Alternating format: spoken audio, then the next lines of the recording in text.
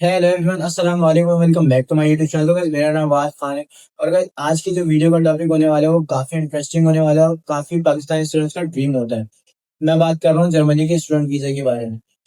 अब यहाँ पे प्रॉब्लम क्या आती है सबको, अगर आप जर्मनी के लिए अप्लाई कर रहे हो तो उसके प्रोसेस में कुछ कॉम्प्लिकेशन आती हैं जो कि आप हैंडल नहीं कर सकते। आप कुछ स्टूडेंट्स होते हैं जो कि वो कॉम्प्लिकेशन देख के साइड हो जाते हैं, वो अप्लाई करना छोड़ देते हैं। तो ऐसा नहीं है, ये चैनल बना है इस वजह से जो कि आपको कॉम्प्लिकेशन से बचाए और आपको जो कॉम्प्लिकेटेड चीजें लगती हैं वो इस चैनल पे आसान अल्फाजों में बताएं, ताकि आपको आसानी हो अप्लाई करने में।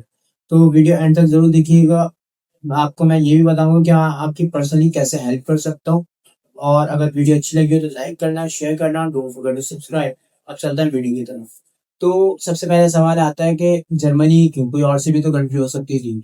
जर्मनी के बारे में मैं आपको अगर शॉर्ट ओवरव्यू दूं तो जर्मनी की जो एजुकेशन है वो वर्ल्ड क्लास है। और सबसे बड़ी बात, यहाँ जो ट्यूशन फी है वो इतनी कम है, एक तरह से वो बिल्कुल फ्री एजुकेशन है। और भाई, जर्मनी की जो डिग्री है ना वो पूरे वर्ल्ड में वैल्यू रखती है। और साथ ही आपको स्टूडेंट वर्क परमिट भी मिलता है, यानी आप स्टडी के साथ साथ पार्ट टाइम वर्क भी कर सकते हो। अब बात करते हैं एप्लीकेशन प्रोसेस के बारे में। तो जर्मनी का स्टूडेंट वीजा लेने से पहले आपको एक यूनिवर्सिटी में, जर्मन यूनिवर्सिटी में एडमिशन लेना होता है। उसका प्रोसेस कोई इतना लेंदी नहीं है। जस्ट आपको अपनी यूनिवर्सिटी सिलेक्ट करनी है, बट यूनिवर्सिटी पे रिसर्च करनी है आपने। ऐसा नहीं है कि कोई भी यूनिवर्सिटी आपको नाम पता चले और डायरेक्ट जाके अप्लाई कर दो, ऐसा नहीं करना। आपने फर्स्ट अपनी यूनिवर्सिटी सिलेक्ट करनी है, आपने सर्च करना है, आपने रिसर्च करनी है उसके ऊपर, और अपनी डिजायर्ड यूनिवर्सिटी आपने शॉर्टलिस्ट करनी है। फिर उसकी वेबसाइट पे या उसकी ईमेल के थ्रू आप एडमिशन अप्लाई करो, उसकी एप्लीकेशन फिल करो। और जब आपको एडमिशन लेटर मिल जाता है तो वो आपका मेन डॉक्यूमेंट होता है आपके स्टूडेंट वीजा के लिए। इसके साथ ही मैं आपको एक टिप दे दूं, जितनी जल्दी हो सकता है उतनी जल्दी अप्लाई करना। डेडलाइन का वेट मत करना यूनिवर्सिटी की। जितनी देर लगेगी उतने कम चांसेस होंगे आपके एडमिशन मिलने के। तो वैसे अब बात करते हैं डॉक्यूमेंटेशन की जो वीजा के लिए आपको रिक्वायर्ड होंगे। काफी सारे स्टूडेंट यहाँ कंफ्यूज हो जाते हैं और यहाँ के प्रोसेस छोड़ देते हैं, उनको डॉक्यूमेंट्स नहीं पता होते। तो आप गौर से सुनना, मैं आपको बताऊंगा अब कौन से डॉक्यूमेंट्स आपको रिक्वायर्ड है। फर्स्ट, आपका एडमिशन लेटर जो आपको जर्मन यूनिवर्सिटी से मिला है, सबसे पहला डॉक्यूमेंट वो ये आएगा। सेकंड, आपको पासपोर्ट आपका जो कि 1 ईयर और 2 इयर्स के लिए वैलिड हो। थर्ड, आपका visa application form plus appointment. Appointment जरूरी होती है जर्मनी के लिए। आप वीएफएस सेंटर से अपॉइंटमेंट ले सकते हो। फिर फोर्थ आ जाता है डाउट अकाउंट, सबसे इम्पोर्टेंट। इसमें आपके 11,208 यूरो होने चाहिए, ताकि आप वीजा ऑफिसर को ये बता सको कि मैं यहाँ पे 1 ईयर का एक्सपेंस कवर कर सकता हूँ अपना।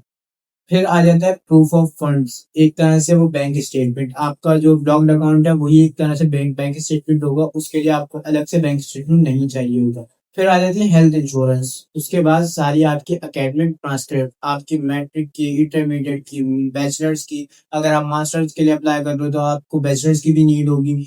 तो आपको ये सारे जितनी भी एकेडमिक ट्रांसक्रिप्ट हैं ये आपने रखनी है, अपनी मार्कशीट सारी रखनी है। इसका एजुकेशनल डॉक्यूमेंट कोई भी पीछे नहीं छोड़ना।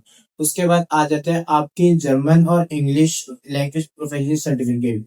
ये आपको जरूरी रिक्वायर्ड होंगे, क्योंकि जब भी आप वीजा अप्लाई कर रहे हो तो उनको ये बताना होता है कि मुझे जर्मन आती है, मुझे इंग्लिश आती है, ताकि वो आपका वीजा आराम से अप्रूव कर दें। अगर आपने जर्मन लैंग्वेज का सर्टिफिकेट नहीं लिया तो आपके बहुत कम चांसेस हो जाते हैं वीजा अप्रूव होने के। फिर लास्ट जो डॉक्यूमेंट्स आते हैं वो सबसे इम्पोर्टेंट होते हैं। एक, मोटिवेशनल लेटर यानी एसओबी। सेकंड, आपकी सीवी। सीवी किस लिए रिक्वायर्ड होती है, क्योंकि जब भी आप मास्टर्स के लिए अप्लाई कर रहे हो या बैचलर्स के लिए अप्लाई कर रहे हो ना, तो उनको चाहिए होता है एक कि इस बंदे का वर्क एक्सपीरियंस क्या है, इस बंदे ने ये जो कोर्स चूज किया है ये इसकी फील्ड से रिलेटेड है या नहीं है। तो सीवी में आपका ये सब कुछ मेंशन होगा। और मोटिवेशनल लेटर में आपका एसओपी, जो कि मैंने आपको हर वीडियो में बताता हूँ कि एसओपी इतना स्ट्रॉन्ग डॉक्यूमेंट है। इमिग्रेशन ऑफिसर को सब कुछ बताना होता है कि आप वहाँ क्यों जा रहे हो, आपने ये यूनिवर्सिटी क्यों चूज करी, आपने जर्मनी क्यों चूज किया, ये फील्ड आपसे रिलेटेड है, ये कोर्स आपसे रिलेटेड है। सारी चीजें उसमें बतानी होती है। तो गाइस, मेरी कोशिश तो यही है कि मैं आपको एक ऑनेस्ट और हेल्पफुल गाइड दूं, ताकि आपको भी मदद हो, आपको भी समझ में आए, आसान अल्फाजों में समझ में आए, ताकि आप खुद अप्लाई कर सकें। अब मैं आपको बताऊं तो मैं आपकी पर्सनली कैसे हेल्प कर सकता हूँ।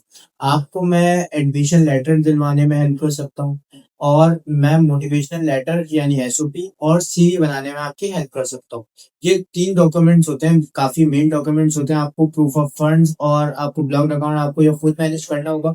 बट आपकी जिसमें मैं मदद कर सकता हूँ, वो आपको जर्मनी का एडमिशन लेटर दिलवाने में, आपके बिहार पे मैं अप्लाई कर सकता हूँ, और मैं आपका एसओपी और सीवी बना सकता हूँ। अगर आपको इसके हवाले से कुछ भी जानना हो तो ऊपर मेरा नंबर आ रहा है, आप मुझसे कांटेक्ट कर सकते हो। मैं आपको कंप्लीट गाइड दे दूंगा आपको, और बता भी दूंगा कि किस तरह आप उनकी मैं हेल्प कर सकता हूँ। तो गाइस, सबसे मुश्किल और सबसे हेक्टिक जो स्टेप है वो है इंटरव्यू अपॉइंटमेंट लेने का। सबसे मुश्किल है यहाँ का, जर्मनी का अपॉइंटमेंट काफी मुश्किलों से मिलता है। बट आप ट्राई करते रहो, इंटरनेट पे काफी सारे ट्रिक्स हैं किससे कैसे आपको जल्द से जल्द आपको अपॉइंटमेंट मिल सकता है।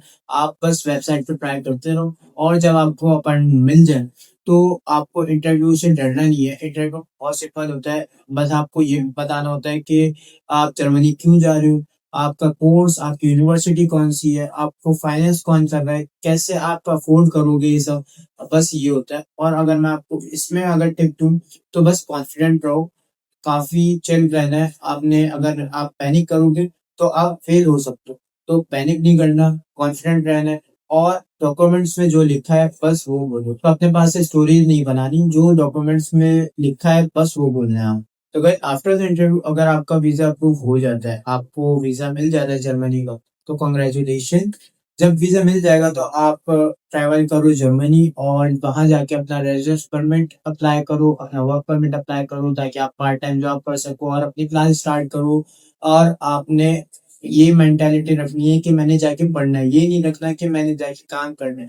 वो आपको आपकी ग्रेजुएशन के बाद आपको मौका मिलेगा, आपको पोस्ट ग्रेजुएट वर्क वीजा भी मिलेगा, आपको सब मिलेगा। आपको बस वहां जाके पढ़ना है, एक दफा आप पढ़ लोगे तो वो ज्यादा अच्छी अपॉर्चुनिटीज मिलेंगी। तो गाइस, जर्मनी का प्रोसेस मुश्किल नहीं है, आसान है अगर आपकी प्लानिंग सही है। ये थी आज की कंप्लीट और सिंपल गाइड, जर्मनी का स्टूडेंट वीजा कैसे हासिल कर सकते हैं आसानी से। अगर आपको वीडियो अच्छी लगी तो लाइक करना, शेयर करना, और डोंट फॉरगेट टू सब्सक्राइब।